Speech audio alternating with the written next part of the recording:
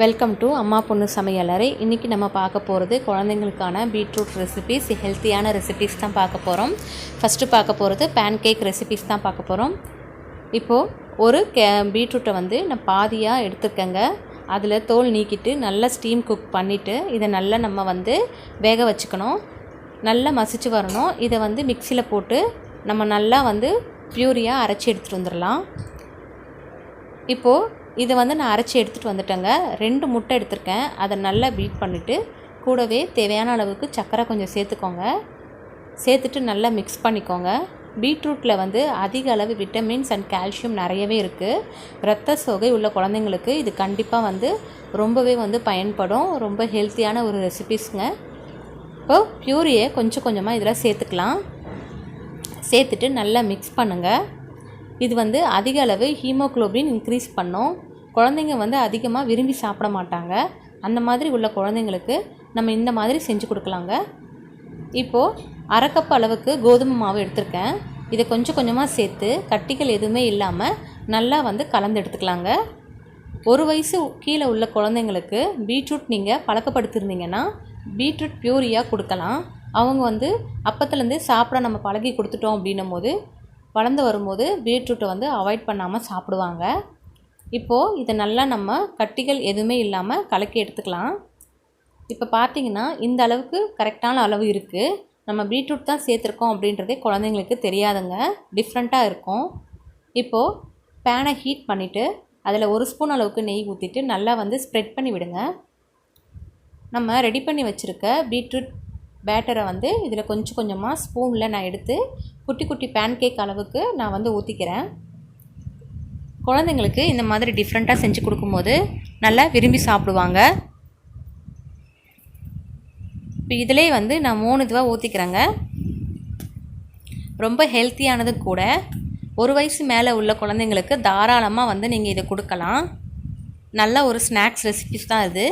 காலையிலையும் கொடுக்கலாம், அப்படி இல்லைனா ஈவினிங் டைமில் கூட நீங்கள் செஞ்சு கொடுக்கலாங்க. இப்போது நான் ஸ்ப்ரெட் பண்ணி விட்டுட்டேன். நீங்கள் தேவையான அளவுக்கு மேலே கொஞ்சம் நெய் நம்ம அப்ளை பண்ணிக்கலாம். இதில் முட்டை சேர்த்துருக்கோம் அப்படின்றதுனால ப்ரோட்டீன் அளவு அதிகமாகவே இருக்குங்க.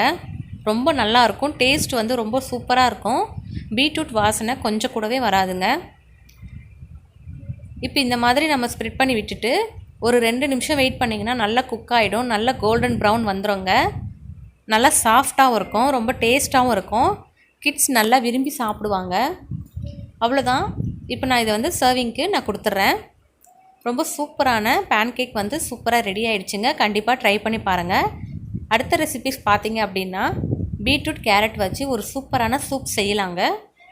கேரட்டில் அதிக அளவு கால்சியம் அண்ட் விட்டமின் இருக்குது. கண்ணுக்கு ரொம்பவே நல்லதுங்க. இப்போ இதை நல்லா நான் ஸ்டீம் குக் பண்ணி மிக்சியில் போட்டு நல்லா பேஸ்ட் பதத்துக்கு அரைச்சிக்கிறேன்.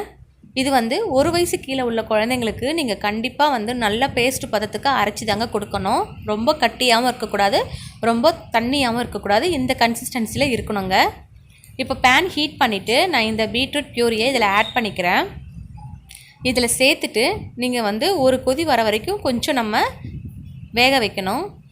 ஏற்கனவே நம்ம வேக வச்சு எடுத்துருப்போம் இருந்ததுனால 1 நிமிஷம் ஒரே ஒரு கொதி வந்தால் மட்டும் போதுங்க. இது 1 வயசு கீழே உள்ள குழந்தைங்களுக்கு கண்டிப்பாக கொடுக்கலாம். கண்டிப்பாக கொடுத்து பழகணும். அப்போ தான் நல்லது. வாரத்தில் 3 முறையாவது குழந்தைங்களுக்கு நீங்கள் கொடுத்து பழகணுங்க. 1 பிஞ்ச் அளவுக்கு பெப்பர் சேர்த்துக்கிறேன். 1 பிஞ்ச் அளவுக்கு சால்ட்டு சேர்த்துக்கலாம். பீட்ரூட்டில் அதிக அளவு ஸ்வீட் இருக்குங்க. இது ரொம்ப டேஸ்ட்டாக இருக்கும். குழந்தைங்களுக்கு ஒமட்டவே ஒமட்டாது. இந்த மாதிரி நீங்கள் செஞ்சு கொடுத்தீங்கன்னா நல்லா விரும்பி சாப்பிடுவாங்க. இப்போது இதை நான் நல்லா மிக்ஸ் பண்ணிட்டேன். ஒரு கொதி வந்துருச்சு. நம்ம ஸ்டவ்வை அணைச்சிட்டு நம்ம கொஞ்சம் வெதுவெதுப்பாக இருக்கும்போது குழந்தைங்களுக்கு கொடுக்க ஆரம்பிக்கலாம். சூப்பராக ரெடி ஆகிருக்கு நம்மளுடைய பீட்ரூட் சூப். கண்டிப்பாக இந்த ரெசிபீஸ் ரொம்ப யூஸ்ஃபுல்லாக இருக்குங்க. இது மலச்சிக்கல் பிரச்சனையை சீக்கிரமாக சரி பண்ணிடும். குழந்தைங்களுக்கு இது கொடுக்கும்போது வயிற்றில் உள்ள அழுக்குகளை க்ளீன் பண்ணிடும்.